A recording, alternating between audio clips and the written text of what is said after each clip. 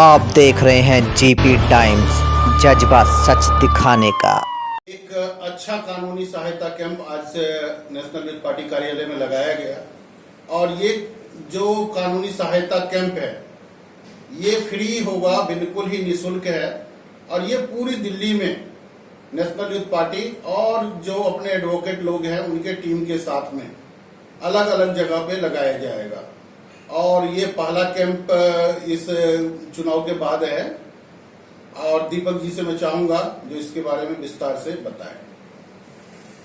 नमस्कार दोस्तों, ये हमारा जो एक्सीलेंट लीगल हेल्पर्स है, मेरी अपनी फर्म है और ये मेरी टीम मेंबर्स है। हम नेशनल यूथ पार्टी के साथ मिलकर पूरे दिल्ली के अंदर निशुल्क सहायता कानूनी शिविर का आयोजन कर रहे हैं, जिसके अंतर्गत जो लोग कानूनी सहायता या फिर किसी प्रकार का लीगल हेल्प अपने पैसों से नहीं ले सकते, हम उन्हें फ्री ऑफ कॉस्ट जो है कानूनी किसी प्रकार की सहायता, चाहे वो प्रॉपर्टी को लेके हो, सिविल हो, क्रिमिनल हो, मैट्रिमोनियल हो, कोई सोसाइटी ट्रस्ट रजिस्ट्रेशन हो या फिर कोई उनका चालान वगैरह का कार्य हो, वो फ्री ऑफ कॉस्ट हम करके देते हैं। और हमारा यही विजन है कि हम पूरे दिल्ली के अंदर फ्री लीगल असिस्टेंस दें, फ्री लीगल नॉलेज दें सबको, ताकि किसी को भी कानूनी सहायता को लेकर या फिर कानूनी अधिकार को पाने में कोई दिक्कत ना हो।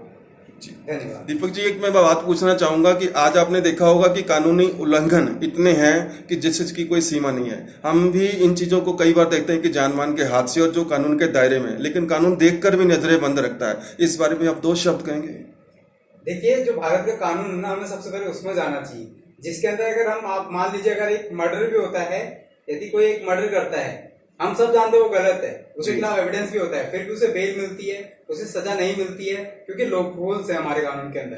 तो इन्हीं लूप होल्स के कारण कानून जो है ना कई ऐसे अपराधों को नजरअंदाज करता है, अपराधी की जो है बढ़त मिलती है अपराध करने के लिए, क्योंकि हमारे कानून के अंदर लूप होल्स है। तो मैं यही चाहूंगा कि कानून के जो लूप होल्स है ना, इनको खत्म करने के लिए जो भी सरकार है, केंद्र सरकार और राज्य सरकार हो, अपने अपने स्तर पर कार्य करें और जो अधिवक्ता है वो भी अपने स्तर पर कार्य करें। एक सर मैं एक बात पूछना चाहूंगा कि और ये जितने भी सरकारी विभाग हैं जिनकी जिम्मेदारियां हैं और इनकी जिम्मेदारियों में एक पब्लिक सुरक्षा भी है, लेकिन उसके बावजूद भी अगर जान मान के हादसे या गलत काम और कानूनी उल्लंघन हो रहे हैं, तो क्या जो ये जिम्मेदारियां इनके ऊपर है, क्या इनके ऊपर भी कानूनी एक्शन होना चाहिए? बिल्कुल होना चाहिए, लेकिन हम देखते हैं कि मतलब किनके साथ ये सारे अपराध होते हैं। किसी बड़े बिजनेसमैन के साथ नहीं होते हैं, किसी नेता के साथ नहीं होते हैं, ये होता है एक मिडिल क्लास इंसान के साथ, एक मिडिल क्लास लोगों के साथ जो इस तरीके के अफसरों के साथ लड़ ही नहीं सकते हैं, उनके साथ ये अपराध होते हैं। और जो हमारा कानून है और जो अधिवक्ता है, उनकी फीस के कारण लोग अपनी कंप्लेन लेकर, अपनी शिकायत लेकर पुलिस के पास नहीं जा सकते, वो पुलिस के पास पुलिस वाले कंप्लेन नहीं लिखते उनके,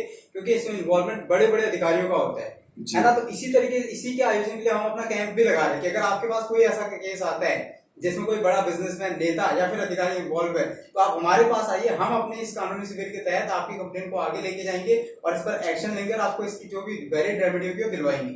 जी दीपक जी, आपने बात देखी होगी कि गरीब आदमी के साथ जब कुछ गलत होता है तब वो रोता रोता थाने तक आता है, लेकिन थाने में भी उसे मदद नहीं मिलती, और एक पैसे वाला है जो उसके आंसू की कोई कदर नहीं समझता।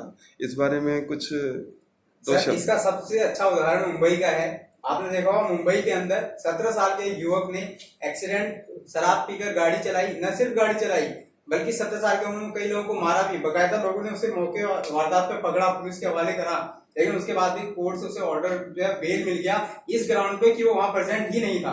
तो ये आप देख सकते हैं कि एक पैसे वाले की कितनी ताकत है कि उसने मुंबई के पूरे कानून सिस्टम को, जज को, पूरी सरकार को हिला दिया। और हम जो है ये नहीं कर पाए कि इसको सजा नहीं दिलवा पाए उस लड़के को, और एक ड्राइवर जो उस वक्त वहां मौजूद भी नहीं था उसे इस केस में कल्प्रिट बना दिया गया।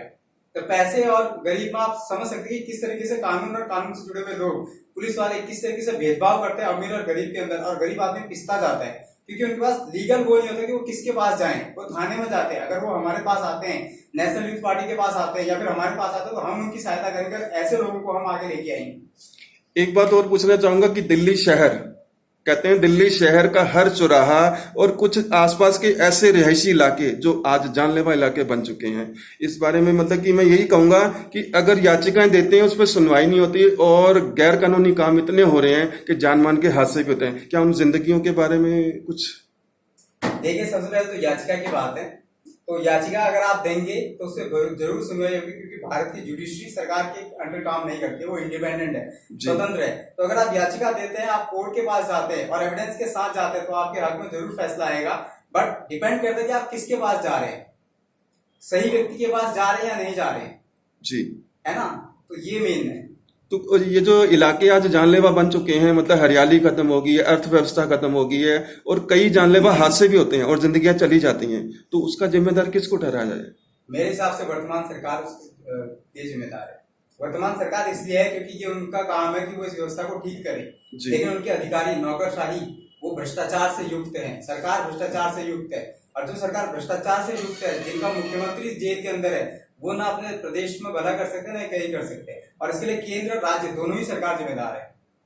बाकी बहुत अच्छा लगा दीपक जी। हम तो ये ऐसे ही चाहेंगे कि कई लाखों लोग चौराहों पे खड़े हैं जो सहारा ढूंढ रहे हैं। वो ऐसे भी लोग हैं जो बुजुर्ग बेचारे सोचते हैं मेरी कोई उंगली पकड़ के मेरे को इंसाफ दिला दे। तो आपसे मिलकर बहुत खुशी हुई। मैं पत्रकार सरबजीत सिंह और एक संस्था संपादक गुरदासप्रिय दल, मैं यही चाहूंगा कि ऐसे ही आप जैसे एक अच्छे इंसान जो कि मदद करते रहें और हमारे जैसे सेवादारों को हमें मौका मिले, ताकि हम आके उनको बता सकें कि कोई ना कोई तो है जो दर्द की आवाज को आगे सुनता है और उनको इंसाफ दिलाता है।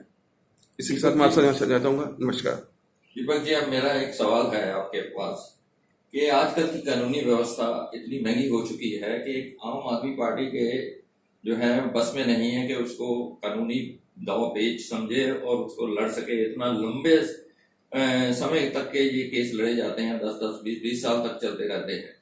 तो ये इतना महंगा क्यों हो गया कानूनी सिस्टम के ये आम आदमी पार्टी को जो है वो आम लोगों के लिए जो है उनके बस से बाहर हो चुका है। इसके लिए आप क्या कहेंगे?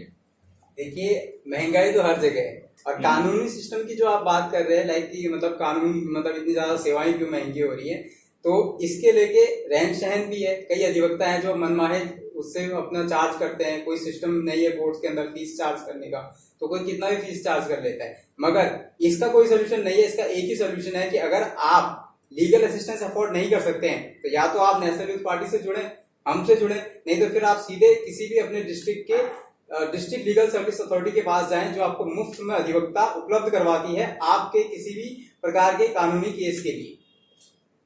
कानून जो है इतना पेचीदा हो चुका है और इसका जो है ना अलग अलग बहुत सारे दायरे हैं, तो आप हर तरह के केस को किस तरह से एक आदमी लड़ पाए, एक वकील कैसे लड़ पाएगा? इसके लिए प्रोफेशनल चाहिए अलग अलग फील्ड के। जी बिल्कुल, हमारे पास एक ऐसी टीम है जिसके अंदर सारे प्रकार के जितने भी, जैसे आपके सिविल हो गया, क्रिमिनल हो गया, मैट्रिमोनियल हो गया, हमारे पास 10 अधिवक्ताओं की ऐसी टीम है जो अलग अलग फील्ड से स्पेशलाइज्ड है और अलग अलग फील्ड में प्रैक्टिस करती है। तो मैं यही कहूंगा कि आप हमारे पास आइए, हमारे फ्री लीगल एड कैंप में आइए, नेशनल यूथ पार्टी से जुड़िए, हमसे जुड़िए, हमसे आइए और हमारी टीम के थ्रू अपने जो भी आपकी समस्याएं हैं उनका समाधान पाइए। तो ये समाधान आपका बिल्कुल निःशुल्क रहेगा? बिल्कुल निःशुल्क रहेगा। धन्यवाद।